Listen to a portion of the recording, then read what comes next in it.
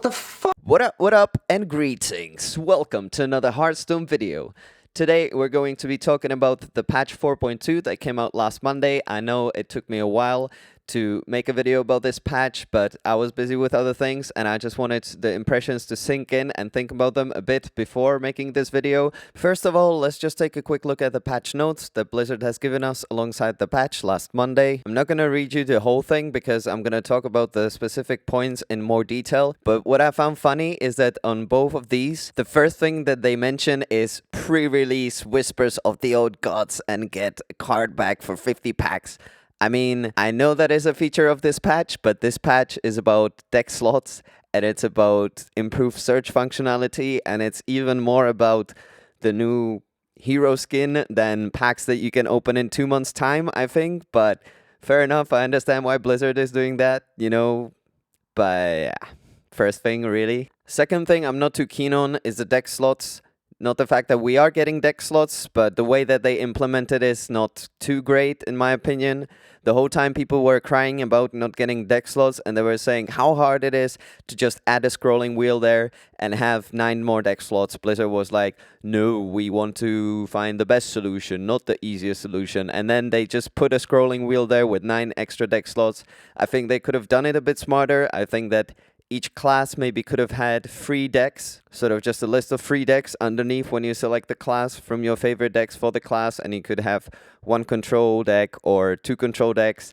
It would be a lot easier for those people that, make a little tinkering adjustments to their decks and just change 1 card and, see how that plays over a couple of games. For these type of players, I think it would be better if they had more deck slots than 18, but then again, it is still great they are putting it inside. I don't hate on Blizzard because, they're my favorite gaming company, but I just want to be critical about them so that we can get better product in the future. In the words of Mighty Krender, okay.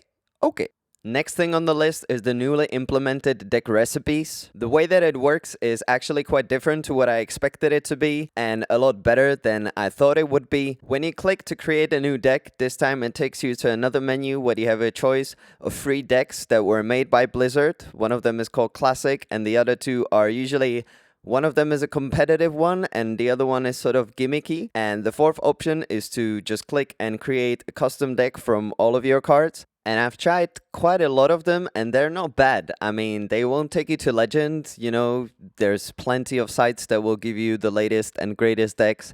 These are more for inspiration, I think, and they will be most likely updated when the old gods hit, because some of the cards will be more relevant and some of the deck archetypes will not be relevant anymore. So we have to see for that if Blizzard will be bothered updating the deck slots or if there's something that they want people to figure out themselves. But it is not bad. It is definitely not bad. It is much better than just automatically finishing a deck. What's also worth noticing is that the classic decks in the deck recipes function got 1 legendary in them, apart from classic and basic cards. It's usually the class legendary, except for Priest that's got Sylvanas in it, Druid and Hunter got Ragnaros, and Warlocks got Leroy Jenkins. I mean, what's wrong with Jaraxxus? Overall, apart from the improved search functionality that I'm going to talk about later, I think this might be the best feature about this patch, apart from, having extra deck slots that was kind of expected. But if Blizzard doesn't forget about this function and keeps updating it, it could be really awesome. They could basically give us more ideas from their side, perhaps some decks that they were trying out during testing. It could be really cool. I'm definitely more excited than I was when I saw the initial plan about this. On a scale of 1 to 10, banging. The shop section of the game has also received an update in this patch, meaning that Adventure, Curse of Naxxramas, and the GVG packs have now received a warning message saying that they will come off the sale soon. All of the adventure cards have in this patch also become fully craftable, so now you can finally disenchant your Major Domo, your Rend Black Hand, your Fugan and Stalag, and your Mayax Knife. By all means, disenchant your Stone Skill Gargoyle or Anubar Ambasher as well, but if 80 Dust is gonna help you, then just do it! And of course, the last thing that updated within the shop, or the first thing, depending on the way that you're looking at it, is the ability to buy Whispers of the Old Gods. So the pre-order is $50 in the US or £35 in the UK. It is exactly the same deal that we were getting with TGT, except for this time you get Cthulhu and 2 Beckoner of Evils on top. You know, if you are planning to spend money on the Whispers of the Old God packs, it is a good deal because you're getting those 10 packs on top. And it very much depends on if you want to spend money on Heartstone and on Blizzard products, how much you value your money and how much you value your time. You can further, increase the value of this promotion for using Amazon coins. There's plenty of guides online how to do that. Am I going to be spending money on this? Probably yes, because the card back is amazing and I'm a cheap whore like that. Also, anyone else notice that the packs now say can be opened before the 31st of May? I thought I said early May. It's hilarious because I remember the situation when TGT came out and they said packs will be available in August. And at 1st of August, people were like, but it's August already. Why can't I open my packs? That is false advertising, Blizzard. And then midway through, they were like, oh, this is getting ridiculous, and Blizzard just say they will be open in August. So this time they really specified what they mean, saying it's going to be in May. That means before the 31st of May. You get it? I just found that it's funny. The next thing I'd like to mention is one of the best things about this patch, if not the best thing actually, is the new search function. I think it's slightly undersold though, because the first time I've opened it and I think I know Hearthstone quite well, but I couldn't quite figure it out. There's no tooltip, nothing that would sort of guide you as to how it works. On first look, it doesn't look different, but there's a lot more commands that allow you to search in a specific range of cards. So let's say you want to search everything that has 4 attack. You can type attack, colon 4 into the search box, and it's going to pop out all your minions that have 4 attack. Or you can do the same with health. You can do the same with mana. You can put attack, colon 4 to 6 to search all minions in between 4 and 6 attack. Or mana, column 4 minus for all cards that cost 4 or less. You can search for keywords like missing, gold, or extra for all extra cards that can be disenchanted, or potentially all missing cards that you need to replace.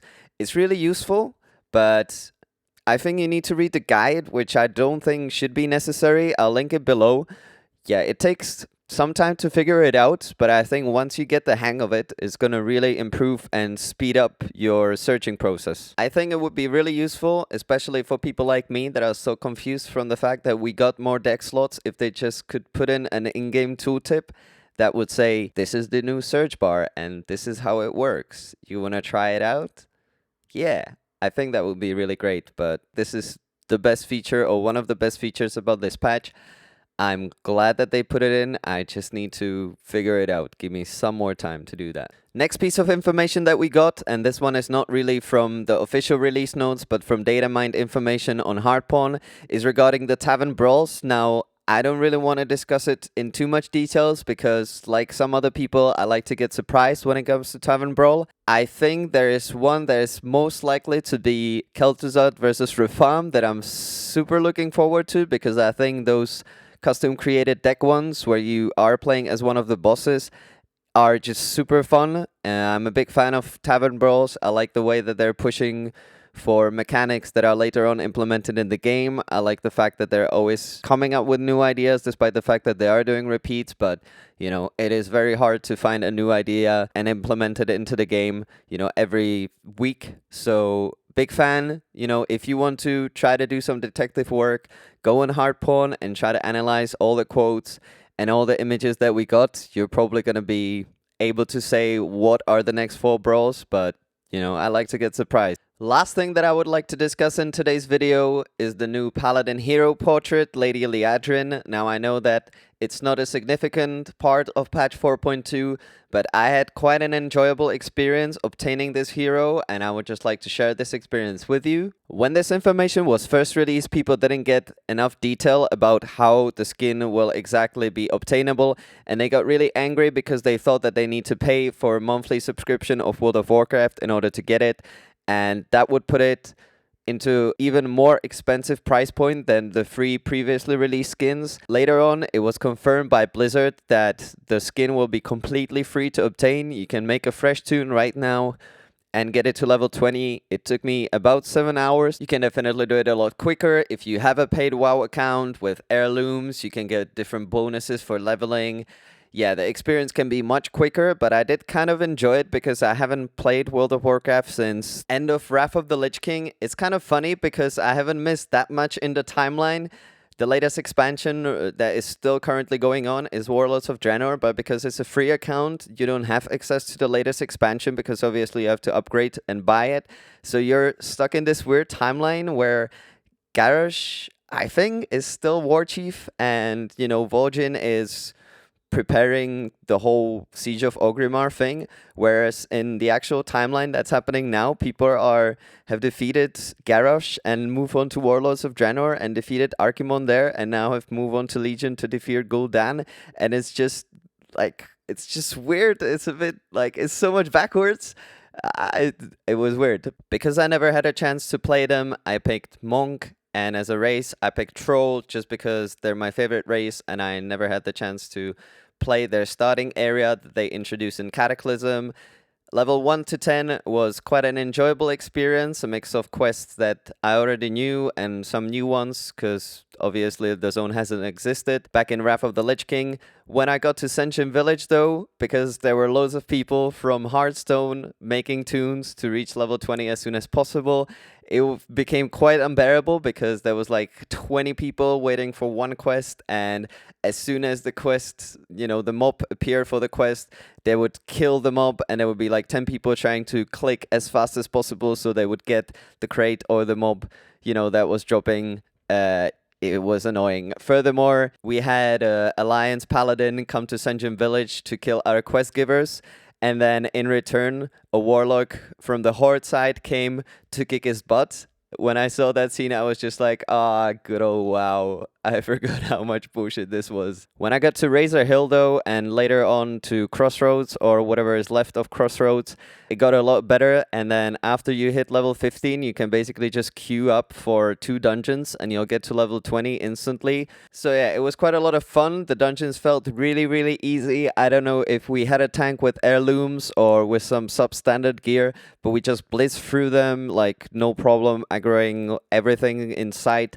I died once because I just wasn't watching my aggro because I just didn't need to. We aggroed 2 bosses at a time and then just, AoE'd them. It was really easy, but overall a really enjoyable experience. I am not the biggest fan of the Lady Liadrin portrait, but then again, it's for free. So if you guys have got 6 hours of time to spare, just go and get it. If you haven't ever played WoW, it's a good experience. I would definitely recommend it. And I'm actually kind of glad that they put it in as a part of a free promotion rather than just putting it in as another $10 hero. We have to wait and see as to how they plan to implement the other ones. Hopefully not as part of a promotion for Overwatch or something that you actually have to pay to get. Those limited card backs to BlizzCons and other games are kind of annoying for collectionists. But let me know what you guys think, if it's okay with you or not, in the comments below. That being said, thank you so much guys for watching. Please like this video if you enjoyed it, and hit that subscribe button for more Hearthstone and other content coming in the future. Have a great day, and until next time, bye! Take care!